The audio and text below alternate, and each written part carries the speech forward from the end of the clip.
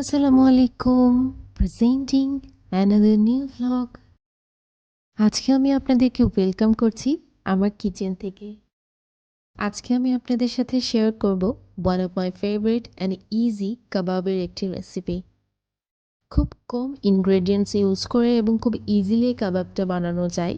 তাই ভাবলাম আপনাদের সাথে রেসিপিটি শেয়ার করি, আপনারা উপকৃত হবেন। এই কাবাবটি সাধারণত আমি আমার বাচ্চাদের স্কুলে টিফিনে দিয়ে থাকি। সেজন্য তেমন কোনো মশলা বা তেমন অনেক বেশি কোনো ইনগ্রিডিয়েন্টস আমি ইউজ করি না।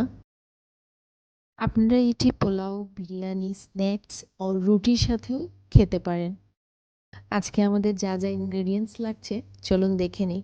ধনিয়া পাতা, কাঁচামরিচ, রসুন, আদা এবং সামান্য জিরা ইউজ করব। তার সাথে ইউজ করব মাংস তো অবশ্যই, গোলমরিচের গুঁড়া আর একটা ডিম। এখন আমি মিক্সার গ্রাইন্ডারে ধনিয়া পাতা, কাঁচামরিচ, আদা এবং রসুন গ্রাইন্ড করে নেব।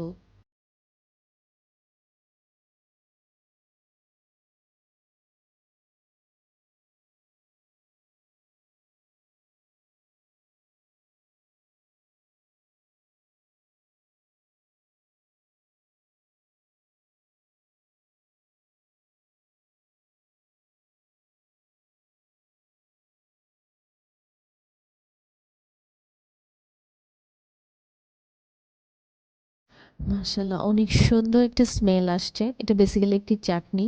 আপনি ভাতের সাথে বা কাবাব বানিয়ে রুটি কাবাবের সাথে এটা খেতে পারেন, অনেক মজা লাগে। মিক্সচারটি এভাবে একটু গোটা গোটা রাখতে হবে এবং এখানে কোনো পানি ইউজ করা যাবে না।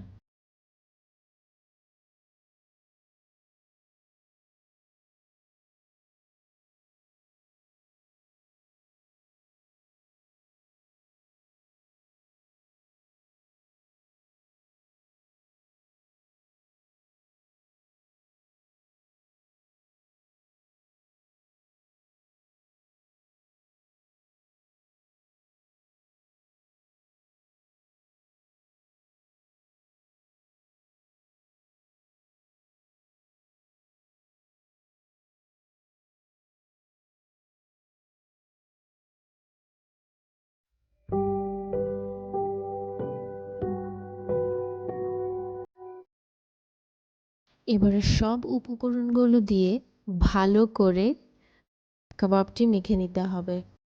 সবার লাস্টে আমি যেটি মিক্সড করলাম সেটি হলো বেকিং সোডা। আমরা রেস্টুরেন্টে যখন কাবাব খাই, কাবাবগুলো অনেক সফট থাকে, ঠান্ডা হয়ে যাবার পরেও কিন্তু কাবাব শক্ত হয়ে যায় না। আমাদের মেন প্রবলেম হয় বাসাতে আমরা যখন কাবাব বানাই, কাবাবগুলো কিছুক্ষণ পর শক্ত হয়ে যায়। রেস্টুরেন্টেরটা নরম থাকার কারণ রেস্টুরেন্টে বেকিং সোডা ইউজ করা হয়। আমি এখানে হাফ চামচ বেকিং সোডা ইউজ করেছি আর আমার এখানে মাংসের পরিমাণ ছিল হাফ কেজি। কাবাবের মাংসগুলো অবশ্যই অনেক মিহিভাবে ব্লেন্ড করে নিতে হবে বা বেটে নিতে হবে। আপনি যদি কিমা মাংস দিয়ে কাবাব বানাতে চান তখন কাবাবের বাইন্ডিংটা মোটেও সুন্দর হবে না এবং যখন ফ্রাই করতে যাবেন তখন মাংসগুলো খুলে খুলে যাবে। আমি কাবাবগুলো একটু বড় করে আর পাতলা করে বানাবো। কাঁচা মাংসের কাবাব আমরা যখন বানাই ফ্রাই করতে গেলে এগুলো ছোট হয়ে আসে। সেজন্য আমি এগুলো একটু পাতলা করে আর একটু বড় করে বানাচ্ছি। ছোট ছোট শেপের, গোল গোল শেপেরও বানানো যায় বা বিভিন্ন শেপের বানানো যায়। ছোট করলে যে প্রবলেমটা হয়, কাবাবের দুই পাশে খুব তাড়াতাড়ি ফ্রাই হয়ে যায় কিন্তু ভেতরের দিকটা কাঁচাই রয়ে যায়।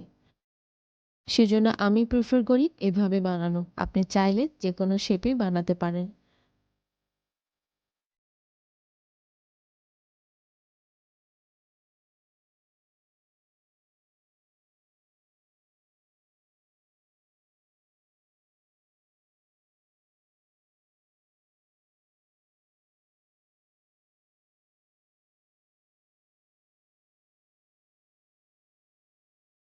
এখন আমি কাবাবগুলো ফ্রাই করব। আজকে কাবাব ফ্রাই করার জন্য আমি এই ফ্রাই প্যানটি ইউজ করছি। আমি সবসময় এটিতে ইউজ করে থাকি কাবাব বানানোর জন্য, আজকেও করছি। আপনি যে কোনো ফ্রাই প্যানে ফ্রাই করতে পারেন অথবা এয়ার ফ্রায়ারেও আপনি চাইলে কাবাব ফ্রাই করতে পারেন। নর্মাল ভেজিটেবল অয়েল আমি এখানে ইউজ করছি 3 টেবিল স্পুন। আর একটি কথা, আমরা যখন কাবাবের মাংস চয়েস করব তখন অবশ্যই মাংসের সাথে ন্যাচারাল মাংসের যে চর্বি থাকে সেটাও নেব। যদি মাংসের সাথে চর্বি থাকে তখন কাবাব অনেক বেশি জুসি হয়। শুধু মাংস দিয়ে, শক্ত মাংস দিয়ে কাবাব করতে গেলে কাবাব আপনার অনেক বেশি শক্ত হয়ে যাবে। কাবাব জুসি করার জন্য, সফট করার জন্য আরেকটি উপায়, কাবাবে অবশ্যই চর্বি রাখতে হবে। লো ফ্লেমে আমি 15 মিনিট ধরে কাবাবটি বানাবো। 15 মিনিটে কাবাবটি আমার ইনশাল্লাহ হয়ে যাবে। 10 মিনিট পরে আমার কাবাবের এই অবস্থা। আমার কাবাব প্রায় হয়ে গেছে।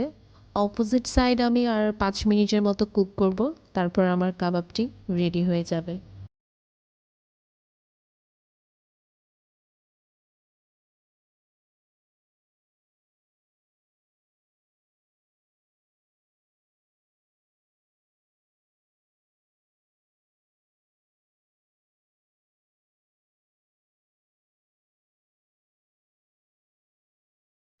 চলুন আপনাদের সাথে দেখাই আমি কিভাবে কাবাবগুলো আমার বাচ্চাদের টিফিনে দিয়ে থাকি। আমি এই কাবাবগুলো দিয়ে আমার বাচ্চাদেরকে বার্গার বানিয়ে দিই। প্রথমে আমি একটা বানে মেয়োনিজ দিয়ে নিলাম, তার উপরে সস, কাবাব, আর এখন চিজ দিয়ে দেব।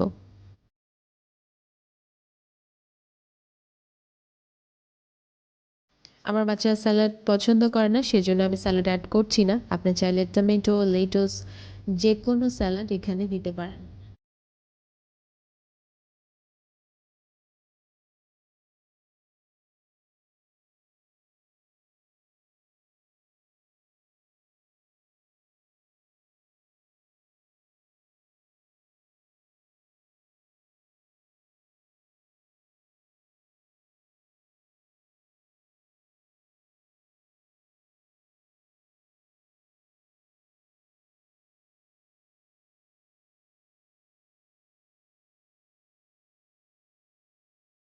আমি আমার বাচ্চাদের স্যান্ডউইচও বানিয়ে দেই। এটা অ্যারাবিক রুটি, এটাকে খবুজ বলে। আপনি পরোটা বা নর্মাল যে ময়দার রুটি সেটার সাথেও স্যান্ডউইচ বানাতে পারেন।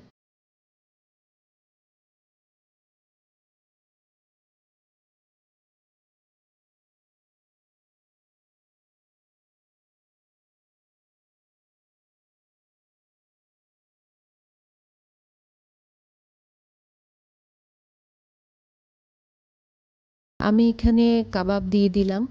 রুটিটা ফার্স্টে কেটে নিতে হবে, তারপরে তার মধ্যে কাবাব দিয়ে নিলাম, ধনিয়া পাতা এবং পেঁয়াজ দিয়ে নিলাম। তারপর এটি র্যাপ করে স্যান্ডউইচ হয়ে গেল। আপনি চাইলে এখানে চিজ মেল্ট করে দিতে পারেন, সসেস দিতে পারেন, বিভিন্ন কিছু অ্যাড করতে পারেন, স্যালাড অ্যাড করতে পারেন। আমি খুব সিম্পলভাবে আপনাদের দেখালাম, কারণ আমি বাচ্চাদেরকে রেগুলার বেসে এরকম সিম্পলভাবে স্যান্ডউইচ বানিয়ে দিই। আপনি চাইলে আপনার পছন্দ মতো যে কোনো কিছু এখানে অ্যাড করতে পারেন।